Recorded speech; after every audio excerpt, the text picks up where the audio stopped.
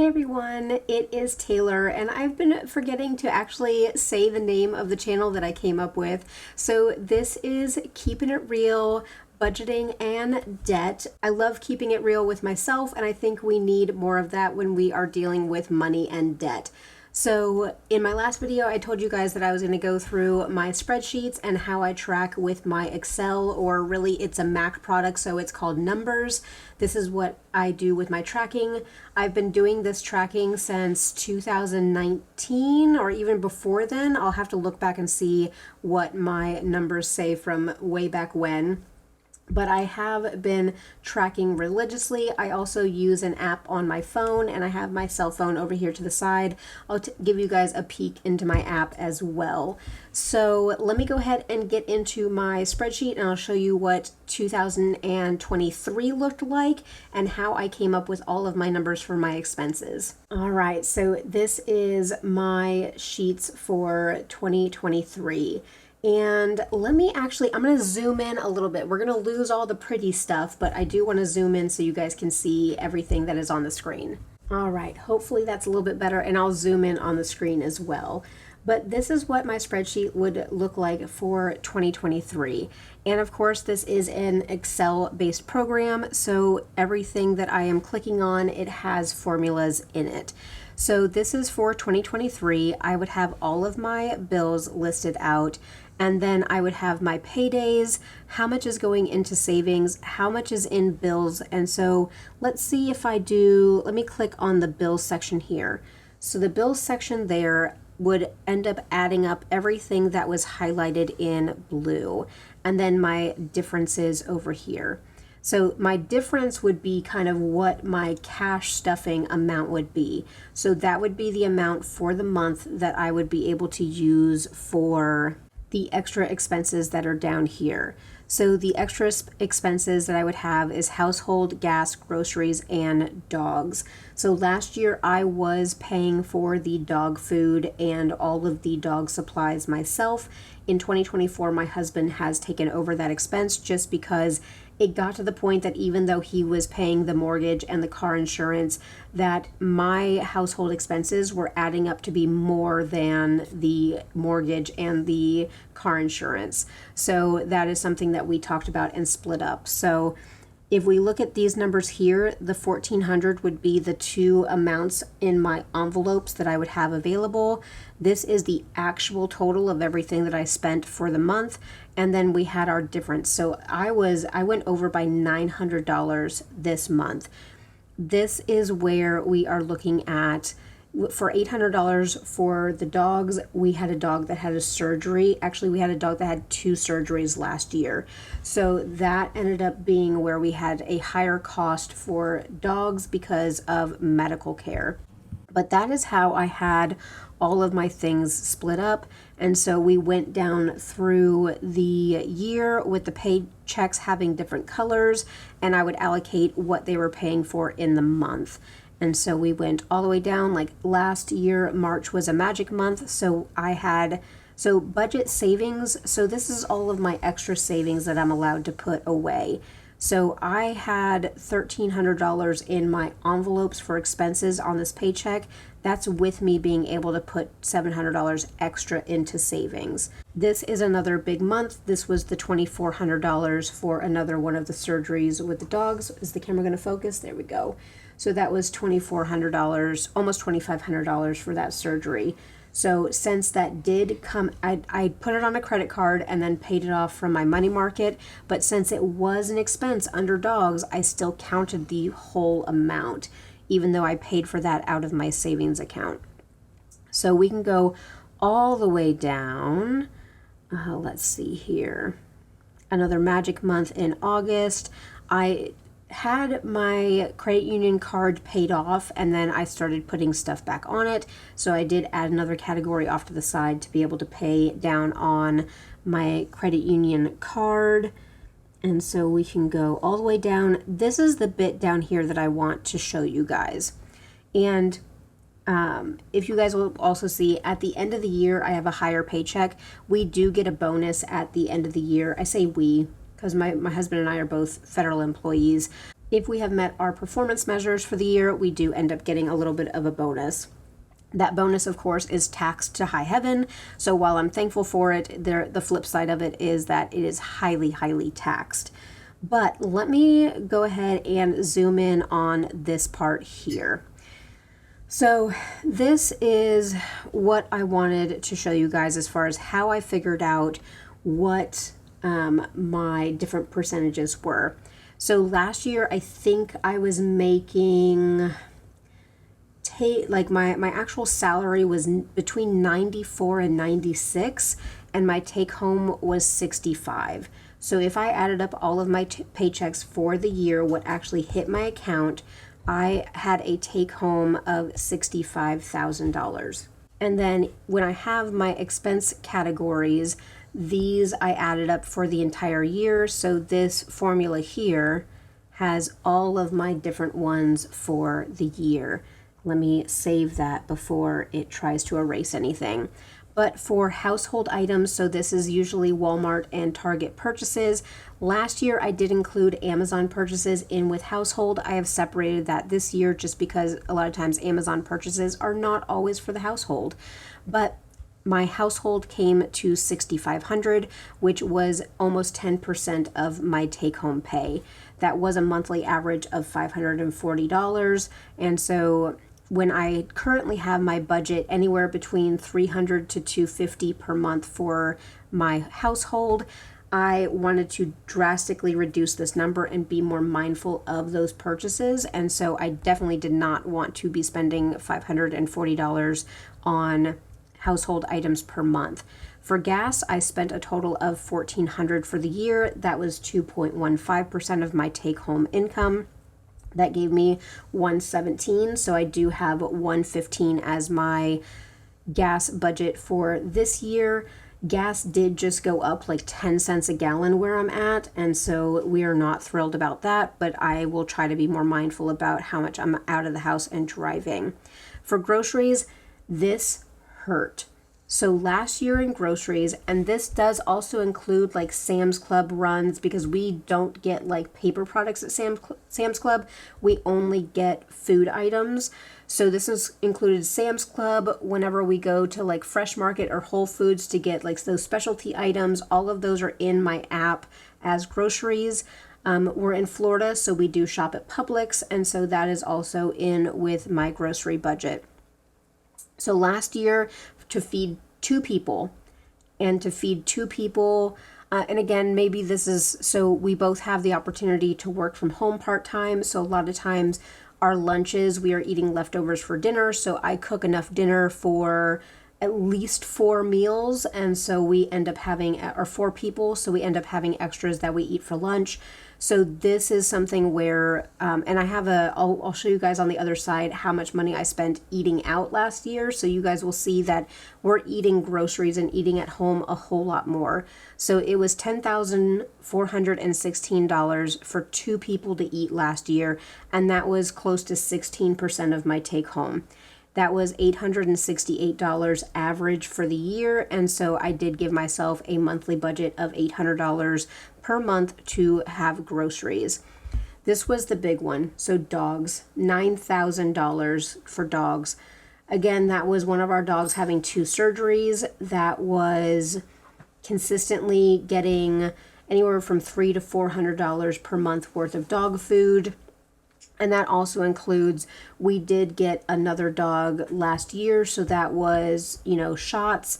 A couple of our dogs are older, so they went to the vet quite a bit last year just for arthritis, limping, skin issues. So we are very attentive to our animals, and so our vet's office, we joke that we probably, pay for our vet, his car payment every single year just because of how much we're there.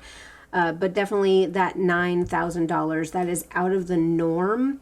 But that was 14% of my take home, and that was $776 per month that I was spending towards our animals. Now, I did bump that down to $75 per month. That should be enough to get them the little things that they need, and then I will pull any vet expenses out of like my working savings or the joint high yield savings that I have with my husband, because of course we are both responsible for the dogs. But knock on wood, we're not anticipating any more surgeries coming up.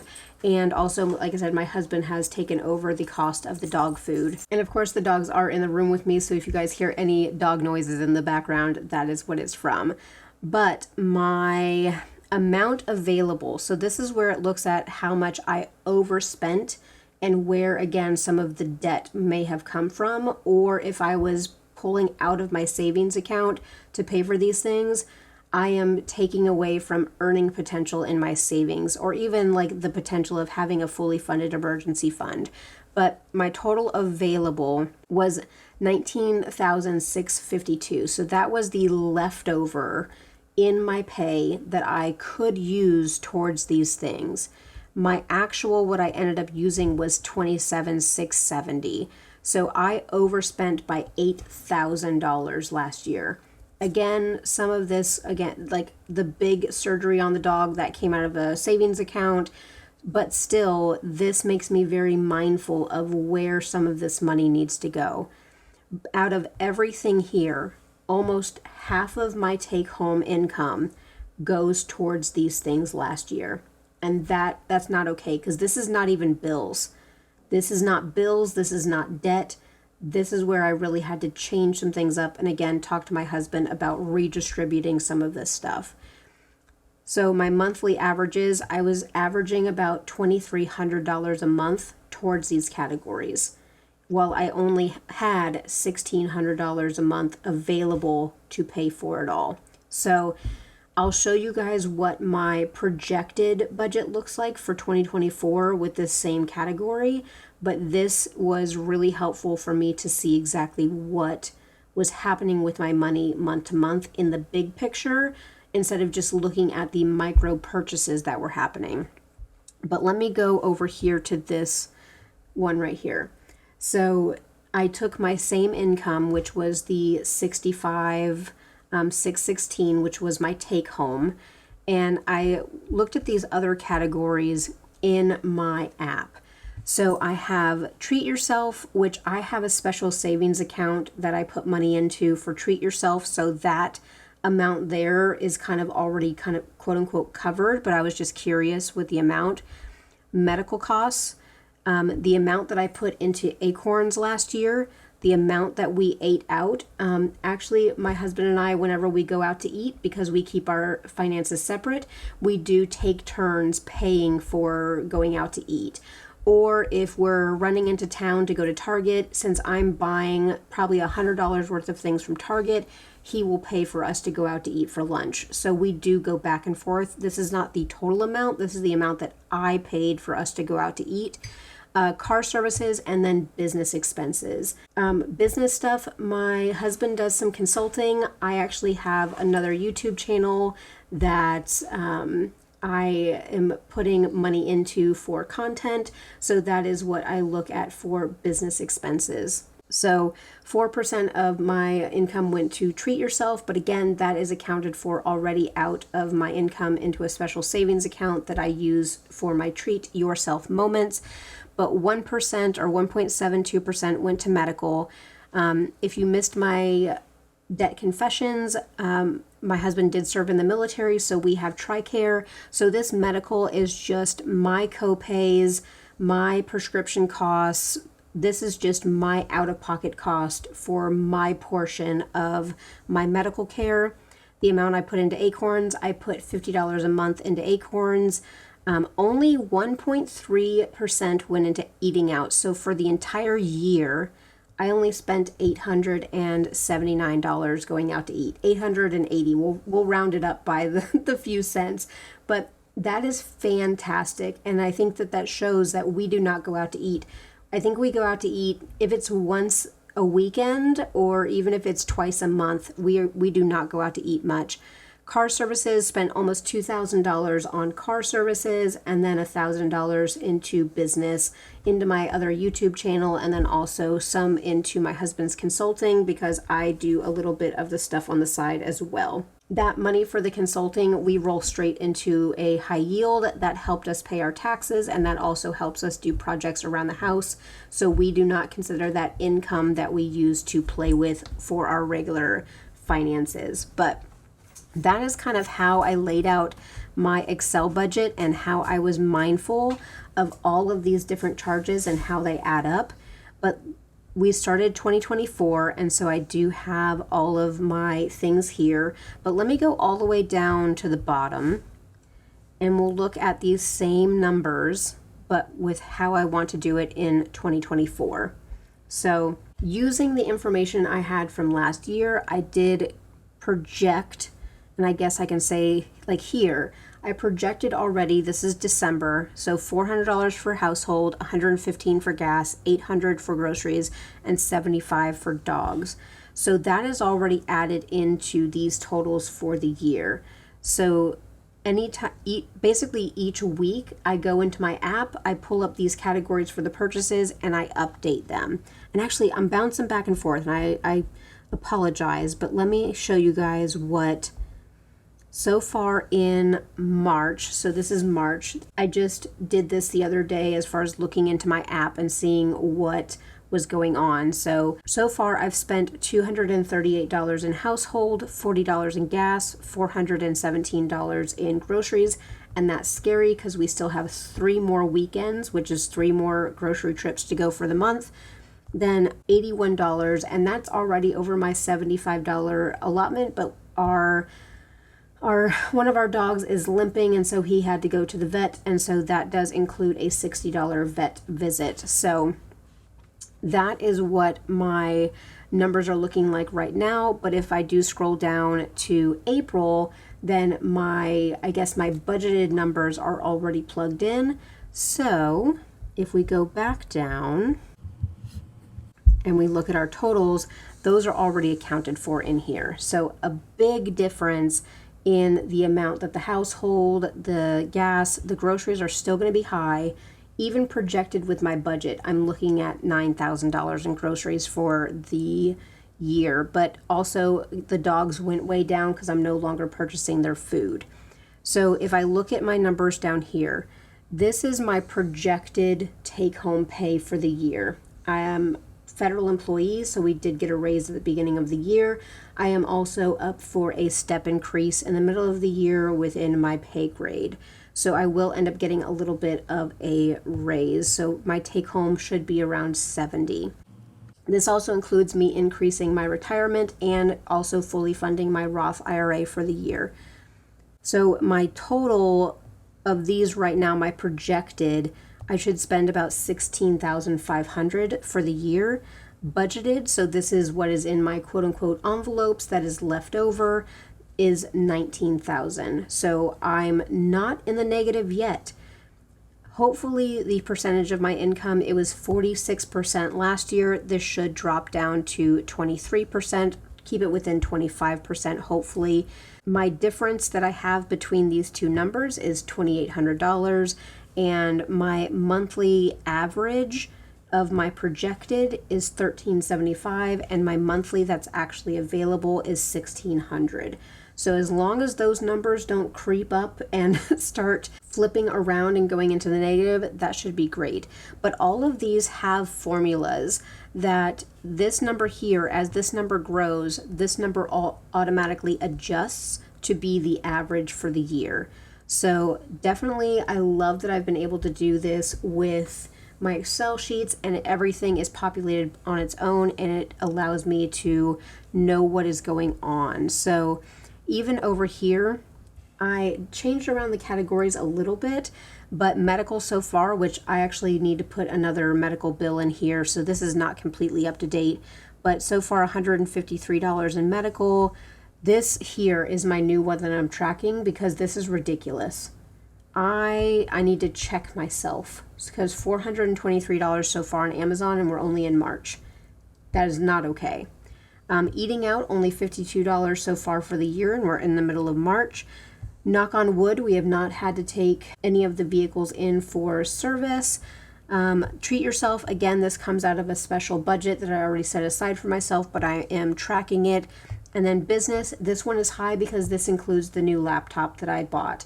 This is something that I will be able to write off on my business and my business income, but I wanted to keep track of how much my business costs are, even though I'm not too worried about that number because that is getting paid off through the business. So this is my total, but we're still looking at only 5% of my income going towards these categories. And I guess we can look at some of these other ones over here. This is going to look like a jumbled mess, but this is pretty much the same thing that my other sheets look like in my budget, with what's coming in, what's going out, how it's getting moved around.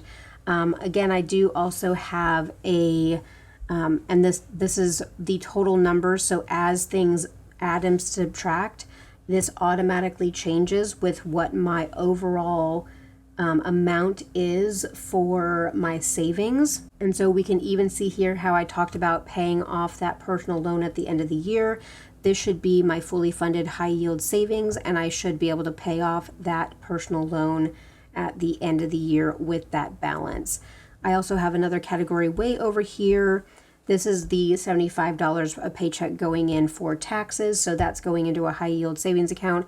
That will not even touch my side, my quote unquote half of the extra taxes we will owe. So this is me wishfully thinking and then pulling from other savings accounts to help pay the taxes next year. And again, hopefully we'll be able to write certain things off as business expenses and sole proprietors and that jazz. So hopefully we will be able to do that. And then if you guys can look, rolling straight into 2025, I have all of my stuff pulled up here, and little peek into the future. By the end of next year, I should be paying off the rest of that other personal loan. So definitely this is how I have planned out all of my savings, all of my payoffs, all of my extra payments that I'm rolling into my debt. And also this is how I have figured out when I will have a fully funded, let me zoom, fully funded 6-month emergency fund. And that is 6 months of my pay. That's not just 6 months of my bills, that is 6 months of my pay. So that's going to take a while, but this at least gives me the roadmap for it. And let me go over to here.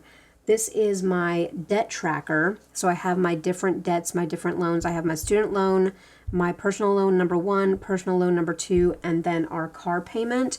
Again, we are going to be looking to refinance this one because this payment and interest rate is ridiculous. But if you watched my budgeting video, you know what we're doing with the car payment. Basically, I'm putting my quote unquote half into a high yield savings account, and my husband is paying the payment by itself. So I'm contributing to a savings account while he is making the payment towards the loan.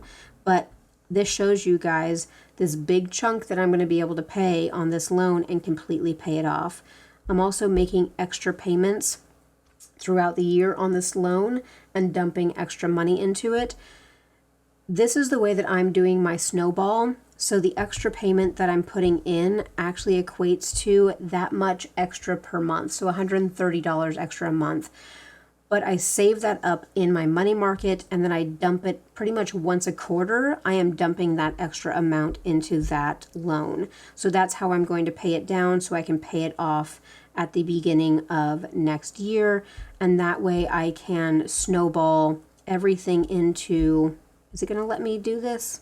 I can snowball everything else into my second personal loan that has the higher balance. I can snowball a lot into that. And through saving up with my savings, this whole chunk down here, I can throw this entire amount at the loan at the very end and pay it off early. So that is my plan, to pay off all of my quote unquote consumer debt over the next 2 years. And so definitely I want to chronicle all of this. And look, this is other loans that I've paid off. These are other personal loans that I got myself into debt and I've paid these off, but I still have these. So I know it's possible. I know I can do it. And this one's really interesting. So this is all of my utilities for last year and my projected for this year. So total utilities that I paid last year was almost $7,500. Out of my take-home pay, 11% of my income went to utilities. So that was an average of $625 per month of utilities. You can see with trash, it's only paid quarterly, so that is blacked out. But I think this is everything that is actually filled out for March. So these are my actual utilities for March, which is actually down from my utilities from February and my utilities from January. But if we go along this power bill at the top, you guys will see our largest power bills last year were between August and September when it gets the hottest, and that is the highest I have ever seen our electric bill. It got up to $325 last September, so that was a huge amount that I was not expecting, but of course we pay it because we need air conditioning. But this again is the bigger snapshots that allow me to look very quickly at anticipating what is coming up the next month with our utilities and our bills, and historically what our amounts have been. So this really does help me plan for the future, because if we looked at my budget tracking, I have everything already planned out even through 2025. I have my entire budget planned out. So this helps me stay on track. This helps me be mindful of what is actually happening in my accounts and in my budget and in my bills. And actually going back to 2019. So I was making $1,900 a paycheck back then, and my bills were still $2,500. So I have a history of being in debt, and this is my solution to get out of it. So I hope that you guys enjoyed seeing a little peek into my spreadsheets and how I organize everything and how I use the Excel formulas to project towards the future, to be able to know when I'm paying things down, to know when my savings balances have gotten to a point where I need to dump into another account, and all of that. Actually, let me bring up my phone real quick and see if I can show you what's on here. So the app that I use is just called Checkbook, and we'll go into like the money market account. So I already have my paychecks and my projected deposits already in here, but like that is where I have my high yield at Discover as well. And so that is me dumping $500 into my high yield savings account. That's me dumping $500 towards my laptop on my Discover card. That is, again, a Discover card payment. So this is dividends hitting at the end of February. So this is kind of where we're at right now. And this allows me to schedule transfers ahead of time into my online banking. So again, it's kind of set it and forget it. And so I already know projected where all this money is going all the way up through August. I have all of this budgeted through August, all of it updates. And let me go back to another, so like checking. The only bad part is I have to scroll to what is current. Oh, so here we are with current. So that was the paycheck that just hit. So we have our internet coming out, and then these are all of my transfers that I had already set up. So we see that everything is already coming out. So this balance here, this is with rolling all the way through the end of July, which is what I have put in here. That's all the way there. Now I can do this and I know what I have left. If you're trying to do digital budgeting, only stick to one paycheck at a time, because, and let me tilt it a little bit because there's some other personal, or I'll take it away. There's some personal stuff in here.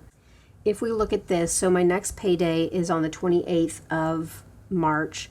And so I will have $1,200 that is quote unquote in my envelopes or in my budget to be able to spend.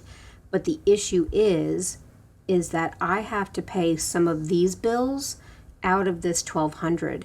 So if I scroll even more to the next payday, I really only have $500 to spend on this paycheck before we get to this paycheck. So that's where I have to be mindful of. I'm paying ahead. I'm technically paying bills with my March paycheck. I'm paying the bills for April. And that's where things can get tricky. And I think that that's where the envelope system works a lot better for some people. But I had to know this about my budget, that it's not cut and dry. The numbers are not the same. So that is where this comes in and where this helps. But the other side that this helps is when I go to my chart. So we have our income, our expenses. This is for March, but this breaks it down into my categories. So education, that's my student loan payment. Groceries, that's where anything that is under that category for groceries, I can just type that number into my spreadsheet and it reconciles. Same thing with home repair.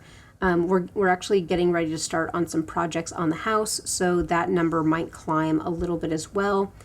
The pets on this one is going to be higher because I make the orders from Chewy. I put it on my credit card. My husband, basically, I write a check out of his account to pay for the dog food, and I make that payment on the credit card. So even though this shows $281 for the dogs, that is not my part that I'm paying because I subtract the dog food amount. Household is in here, gifts, because again, that's my husband's birthday present, but it breaks everything down into categories of what is actually happening for the month. And let me go to here. Let's go to yearly and let's look at last year. So this is going to be very skewed with this income up here because we had a large home repair that was done through insurance. So we got a large sum that went into a deposit, and so this app considers that to be income. We also, so if we look at home repairs, that was $35,000 last year. That is not our income. That was some from the insurance. We also got another, we pulled from other accounts that are not in here for some home repairs, about $11,000 worth of home repairs. So we have savings, we have things tucked away in other places. Also, I have about $110,000 in my retirement already. So I'm trying to be as responsible as possible for the future and with saving and with paying myself first, which I know is not the way that things work. Oh, that was our taxes for last year, the 39. We paid like $8,000 in taxes this year. It was ridiculous. What I'm trying to express is that while it may not make sense to everybody the way that I'm doing my budgeting, this is what makes sense for me. I want to pay myself first, even if I know that I'm paying higher amounts on interest through my debts. I want to make sure that I have savings because I have animals that rely on me to be able to pay for their medical care. That is the part where I will not allow myself to completely deplete savings accounts to pay off debt unless I know I have another backup emergency plan. So at the end of the year, when I pay off that $4,000 loan, it's because I know I still have $3,000 sitting in my money market account for emergencies. So that's the way that I'm thinking. That's the way that I'm budgeting my money and paying things off with a quote unquote salary of $100,000. But really, I think this year only about 70 of that will hit my account. Typically, what I account for is that 60 to 62% of my income actually hits my account. Everything else goes into 401ks, Roth IRAs, and also to pay for benefits. So that is kind of where my income is sitting. I will sign off for now because that's really all I wanted to show you guys. If you have any questions about how I do any of this, I'll consider converting some of my spreadsheets into like Google Drives so that I can share them below. I'll see if I can get that done with all the formulas if anybody would be interested in utilizing this digital system as well. But this is how I did all of my digital tracking last year. I hope that you guys found it entertaining and informative, and I will go ahead and I'll sign off. If you guys liked the video, go ahead and hit the thumbs up. Make sure to subscribe for more updates to see how I'm doing with my budget and how I'm doing with my debt payoff. Thank you guys so much for watching, and I'll see you very soon in my next video. Bye!